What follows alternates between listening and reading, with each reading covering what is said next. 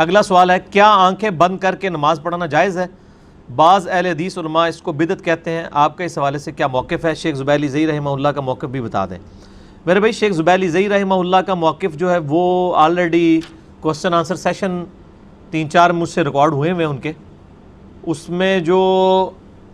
2010 والی ریکارڈنگ ہے نا، مارچ والی، اس میں انہوں نے بتایا کہ ان کے نزدیک یہ جائز ہے۔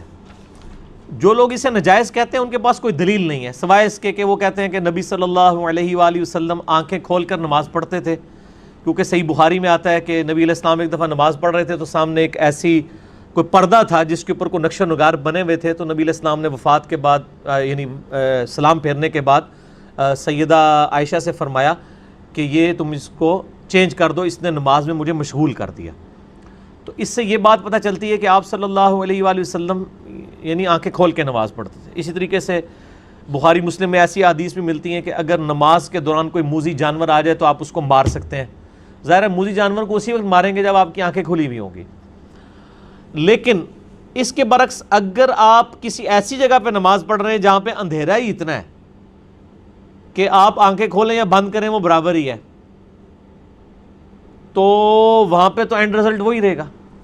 اس کے ثبوت میں بخاری اور مسلم کی وہ حدیث ہے کہ اما عائشہ کہتی ہیں کہ حجرہ تنگ تھا، نبی صلی اللہ علیہ وآلہ وسلم جب رات کو اٹھ کے نماز پڑھا کرتے تھے تو ہمارے گھروں میں دیے بھی نہیں ہوا کرتے تھے ان دنوں میں، یعنی غربت بہت زیادہ تھی۔ تو جب آپ سجدے میں جانے لگتے تو میرے پاؤں کو ٹو دیتے، میں اپنے پاؤں سمیٹ لیتی تو آپ نماز کے سجدے میں جاتے، جب آپ قیام کی طرف واپس جاتے تھے پاؤں سیدھے کر لیتی۔ یعنی سیدہ عائشہ بالکل پاس سامنے لیٹی ہیں، ان کو یہ نہیں پتہ چلتا تھا کہ نبی علیہ السلام ابھی سجدے میں جانے والے ہیں، ورنہ اگر دیکھ رہی ہو تو پتہ چل جائے۔ اس میں الفاظ ہیں کہ دیے نہیں ہوتے تھے ان دنوں، اتنے گھپ اندھیرے میں بھی آپ صلی اللہ علیہ وآلہ وسلم نے نماز پڑھی ہے۔ تو اس سے آنکھیں بند کرنے کے نماز کا جواز نکل آتا ہے کہ آپ کسی ایسے اندھیرے میں نماز پڑھ رہے ہیں، اس سے تو بدرجہ اولا اگر ایسی صاف جگہ ہے جہاں پہ آپ کو کسی موذی جانور کا خطرہ نہیں اور آپ کنسنٹریشن کے لیے آنکھیں بند کر لیتے ہیں تو اس کا جواز نکل آئے گا۔ دوسرا اس سے یہ بھی مسئلہ پتہ چلا کہ بیوی کو ہاتھ لگانے سے وضو نہیں ٹوٹتا، کیونکہ آپ صلی اللہ علیہ وآلہ وسلم کے پاؤں ٹو دیا کرتے تھے۔ تو میرا موقف اس میں یہ ہے کہ جائز ہے، اور بسا اوقات یعنی نماز میں کنسنٹریشن کے لیے اگر کوئی ایسا کرتا ہے تو بالکل ٹھیک ہے۔